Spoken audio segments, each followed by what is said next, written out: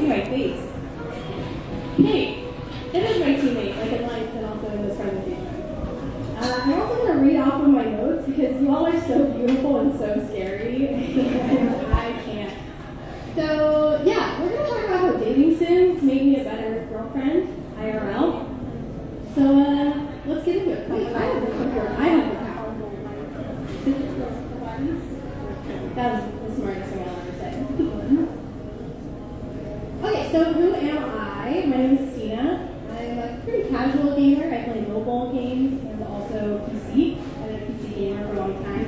But I got really into dating sim games in 2020. I just realized I'm going to start my watch so that I don't go too fast or too slow.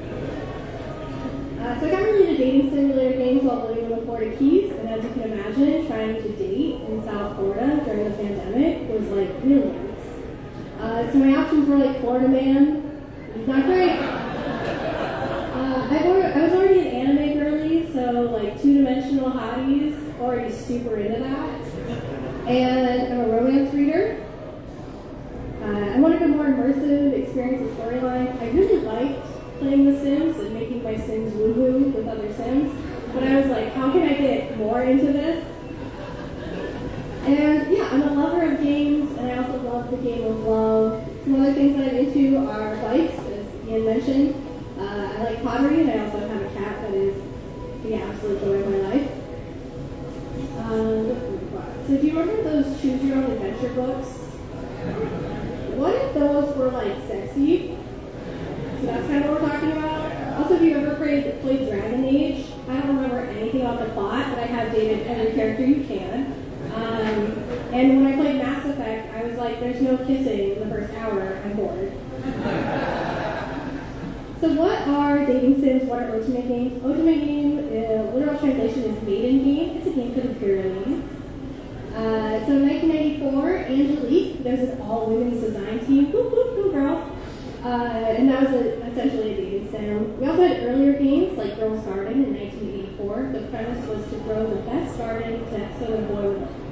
Because that's what boys like. They're like, I love growing flowers.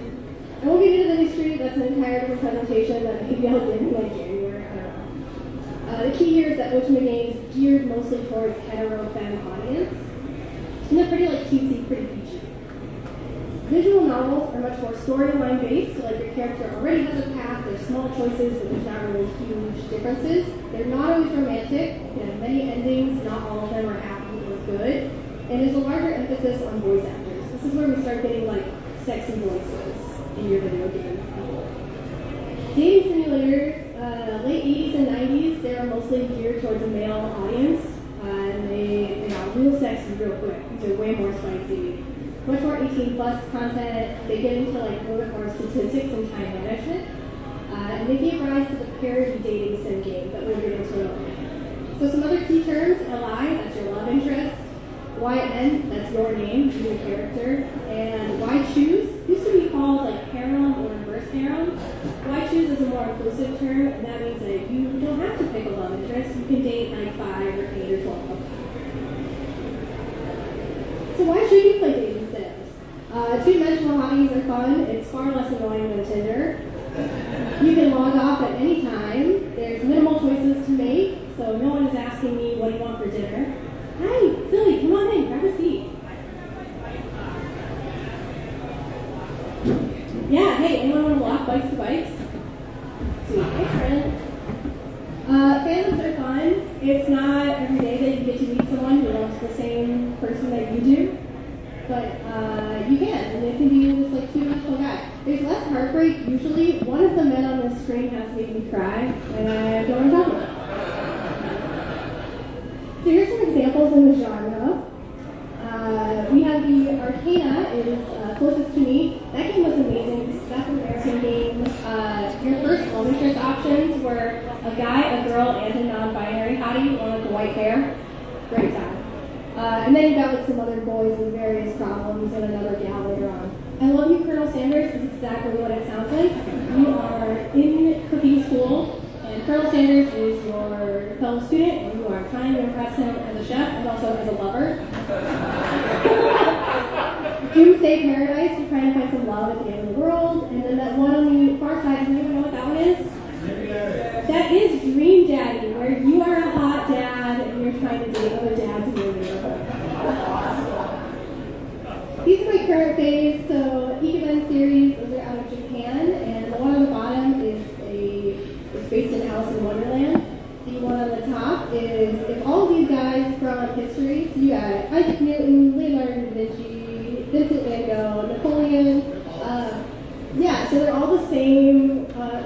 week. And there are also vampires in this game. So you have that. I've been trying to practice saying these things out loud without blushing, and it's so bad. Love and Deep Space in the Middle, that's my current jam. I was playing it for like an hour this morning instead of doing my job. That one's from China. You can have 5 boyfriends in space. They're pretty, they have tragic backstories. One is a doctor, one is used to be a merman, and we're all in space. It's hot. And then the other one is the newest one to my repertoire, which is Date Everything. And that's a really good game for if you liked that last scene in Beauty and the Beast where all of the furniture became people again, but you wanted that to be like your king. That's the game for you. So you are trapped in a house, and all of the house objects turn into hotties, and you can date them and help them fulfill their goals, and also fulfill your goal of loving them. So now I'm going to get into some lessons that I've learned from these various wild games. So the first lesson is love involves effort. So these games literally taught me how I want to be treated. They taught me the red flags I'm willing to put up with. For example, it doesn't matter how hot you are. If you are too commanding, I'm done. We're done. Too needy, also done. Crafty, I like a guy who has hobbies, so I'm done. Getting to know someone's backstory should be like a fun little adventure. But sometimes you find out some tragic stuff too. Sometimes these boys are trying that way, and that's fine. So in games, you make a lot of choices for expressing your interests. So example is in The Sims, you can chat, you can attempt to seduce, you can do a really risky option, which is like ask a risky question. You can do that in real life too. There's also the concept of fan economy. So paid, bonus scenes, microtransactions, and that's the same for IRL love, right? Because like dating costs money, and it's an investment in your own happiness, and the path to building a life together often involves some expenses. So also many of the games that I play are considered wide shoes with multiple love interests, and so naturally after playing that for a few years, I was like, I wonder if I could do that in real life. And let me tell you, there is a difference between having 4 anime twin lovers and then also trying to please like 3 to 4 real-life humans. And I realized that as a Taurus, that was too much effort for me. So I love all my friends that have multiple partners, but I was like, I just one guy and his bike. That's funny. Lesson number 2: love takes time. So you literally cannot speedrun ultimate games. You cannot do that. And you also can't speedrun real life relationships. So these are some of my favorite games that I've played and how many playable hours there are. Love and Deep Space has 166 hours as of last week. They are releasing a new chapter of the game tomorrow. I'm excited. And then here's some of my real life tips for relationships. So having a shared calendar makes it easy to schedule dates. Making time for yourself is important. Parallel play, like I'm going to crochet next to Ian while he's working on his bike, and so we're having that shared time together because his love language is quality time. My love language is mostly food related. But more importantly, scheduling is hot. So I don't know if you can see in the back, but Timothy Timepiece, who from Date Everything is the personification of the cat clock in the kitchen, he says, there's nothing more arousing than an orderly, efficiently planned date. And I agree with that. One of the main components of the games is time management. You only have so much energy in the day, those little hearts up there. You have to allocate that time to whatever you need to do to make your character better or fulfill the relationship that you have with the characters and make them happy too. So lesson number 3 is remember to level up yourself first. So in game, there's character customization, learning your backstory, playing mini games just for fun. For example, like in the vampire guys in history, you learn about how you got to time travel to old-timey farmlands and then meet all of the vampire guys. That's important to know. Ultimately, you can raise your stats. So in the game that is on the right, that's Monster Prom, you do these different activities and that ends up building up your stats, and that gets a lot of the characters to fall in love with you. Monster Prom is you go to Monster High School and you want to get the hottest monster to go to prom with you. So yeah, some of my favorite IRL things are I love alone time, I like going to therapy,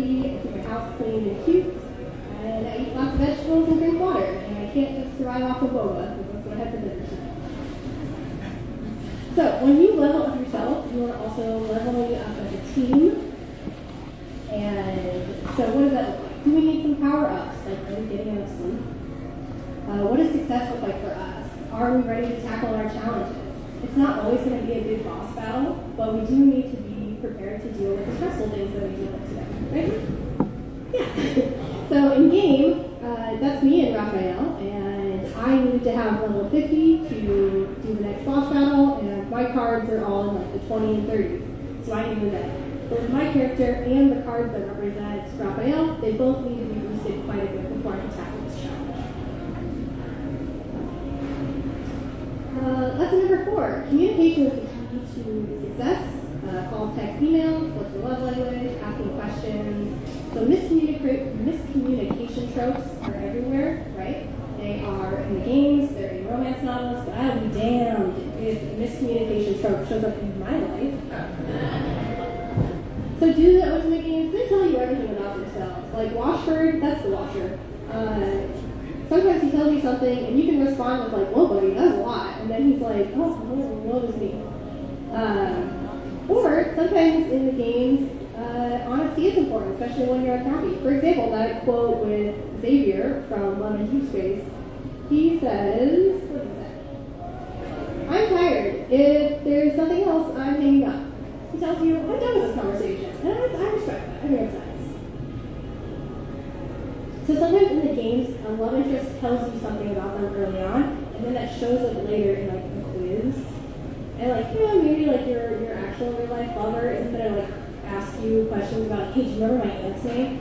Like, that's not real, but in the games, it teaches you to remember details that a date has told you. So yeah, being an attentive love interest is huge. Complimenting a lover can be a great way to boost their ego, but too much flattery is not great. Like, I can tell Raphael, he asked me if his clothes look good. My first option is, it looks good. Or I can tell him like, just like, maybe honestly, I don't think that this white shirt and plain black pants and his purple hair is working perfectly. Yeah, and not all advice is good advice. That's the thing that you learn from some of the games, because sometimes it gives you terrible advice on wish you were the character. Maybe someone else is out to get it. Who knows? Lesson number 5 is know your boundaries. So Junk, who is the personification of the sports equipment at the bottom of your closet, he's a real G. He says real pals respect each other's privacy and boundaries. That's beautiful. It's great. Boundaries are great because what do I want? Most importantly, what do I not want? How many lovers do I want? And what are my time constraints? So, for example, I have 2 minutes left for this presentation, but the game Mystic Messenger is the most stressful dating sim I've ever experienced. Have you ever heard of Mystic Messenger? It's crazy. So it works in real time, and if you don't answer the call of the characters in the game during real time, you like lose points. So it'll be like 4 p.m. on a Thursday, and the game is asking you to like interact with it. If you don't do it, you've just lost your chance with that character. It's so stressful.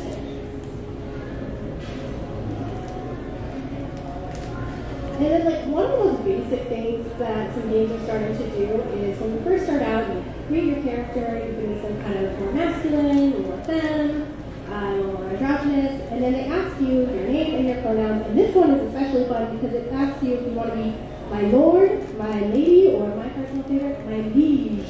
And I think like it's so basic, but like that changes the dynamic of the game because all the characters respect you. The way that you want to be respected. And a lot of the early Ultimate games, no. You've got to be a busty little gal, just out in the world with your family boys. The other one that I really like, another early dating sims that got kind of hentai real fast. If you don't know what that word means, you can look it up with Sim Search Online. That's up to you. But in these newer games, like this one where you're dating 7 different demon brothers in hell, if you try to get a little too like crispy with your responses too early, it'll yell at you and it'll be like, hey, that's inappropriate. You don't have a high enough level for that kind of behavior. And I think that's great. It's so hot. So let's get into some conclusions, shall we? Am I a better person because I played dating sims for the past 10 years or so? Yeah, I think so. The two-dimensional lovers really raised the bar for what I wanted. So I stopped going on second, third, fourth dates with people who did not bring me the same joy that the two-dimensional people did. Have I ever used a plot point or a question from a dating sim in a real-life conversation with a love interest? Yes. Have I ever done that to my boyfriend who's sitting right here? Yes. Would I ever want to make my own dating sim? Mm-hmm. So I thought it'd be kind of fun. Oh, wait, there's a really good quote on here. So honestly, are any of us cool dads? Is it possible to be a cool dad? That's fun. But I really like Xavier. This is kind of small print. One of the lines that he said that I would love to use on someone in real life is, I got a new 2-seater couch. You want to take it for a whirl? I think that's cute. So anyways, I thought it'd be fun if we could say these out loud together. So we're all going to say them together. So first one. Cringe is good. Great. Second, feel your feelings. All right. 3, talk to hotties. And then the last one, love yourself, you nerd. That's it.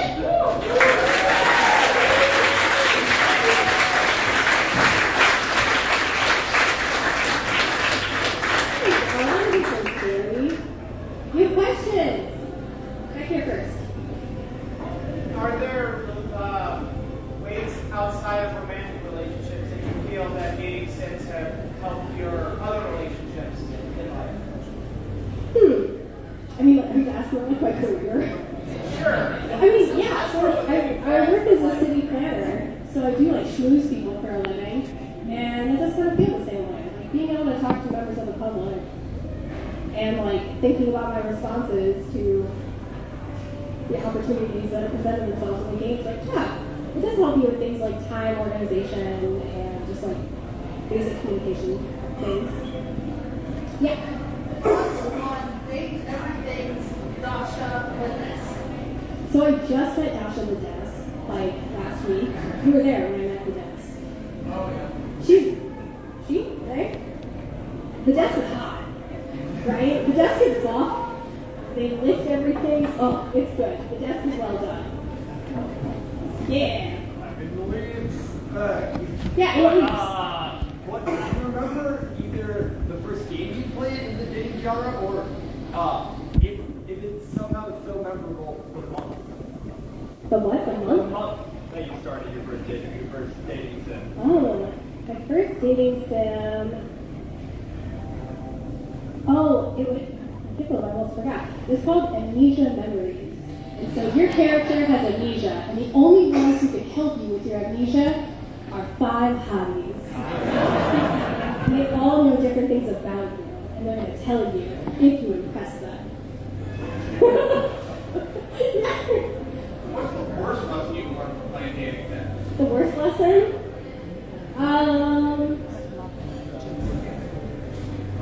Sometimes there's some tropes that show up in dating sims that I really don't like. Sometimes you get I can't think of the word. It's a Japanese word, so it's TS. But it's this guy who's mean to you. And I found what? Tsundere. Yeah, they're mean to you. And I was why do I want to go on dates with someone who's mean to me? I'm mean to myself every day. I don't need someone else to do it for me. That's crazy. Yeah.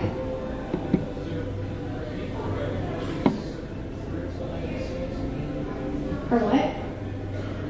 People writing. Oh, yeah, the scripts for the games are already happening. I assume eventually they're going to come out with AI ones that are but it's more of imagine a branching oak tree. So each question that you answer, there's 2 options, and then that kind of that branches the story a little bit. So they're all predetermined currently. But there's some games where they're there's 100 different outcomes, and you could play it 100 different times and get different outcomes. And that's why they have 160 hours. What's up? They made home settings, farming games where you're Stardew Valley. Stardew Valley is a dating sim in my opinion. Is there farm-based ones where are you dating the farm implements or no? Yes? Do you think the tractor tractor is sexy. There's a joke here about color, but I'm not doing it. That's cheap. I'm sure there are farm-based ones. Farming is hot.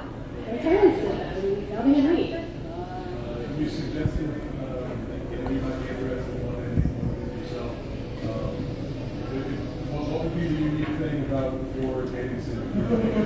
Oh no. Okay, so What's the hook? what's the hook? I mean, we like bikes. I don't want to date a bike. I don't. I think that the bike should be your method of that's how you get to other places, to where the other lovers are. I just think it's unrealistic to have a school or a house or something full of lovers waiting for you. I think it's more fun to do a party trip because that's what you have to do in your life. That was really fun. Yeah, it's like a bike tour. Bike tour. We'll workshop. Luckily, I know someone who teaches or like knows how to teach a game design class. So who knows? Maybe that's what we'll do. Can I say one thing about that actually? What? So, the student, I taught a game design class this last summer, and the students who want to make a like branching dialogue style game had a much harder time than the students who were thinking about like the technical aspects of their game, because it takes so much time to write all of those and keep track of all of the different possible states that the game can be in. Yeah. They're complex. It's like, so we're gonna have a break, right? So if during the break, I don't want to steal your stuff. If during the break you want to look at the inside of these bike bags, or if you want to see what one of these games looks like IRL on a phone, because it really is a hoot and a half. And I mean, I would love to show you the Lava Deep Space boys because it's wild.